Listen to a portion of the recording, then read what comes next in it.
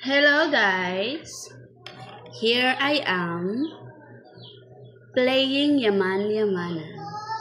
So we have tasty bread with cheese na kung saan maglalagay tayo ngayon ng egg only.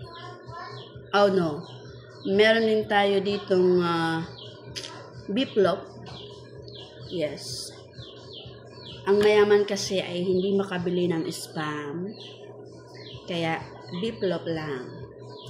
And then, we have something here from 7-Eleven. Ayan. I-toppings lang natin siya.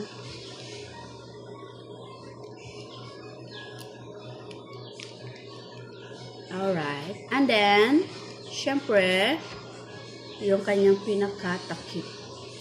So, finish.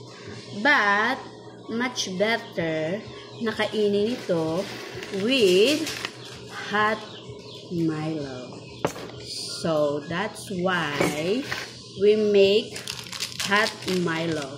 Where's the scissor? Yaya? Yaya!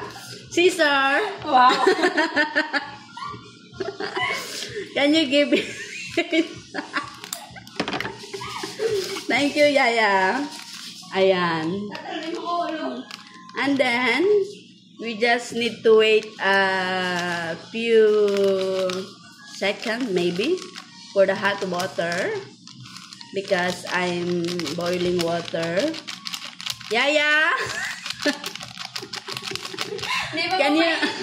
Can you please give me hot water? Di ba nakalad kan ba? Oh, it's not boiling pa daw. So let's just wait.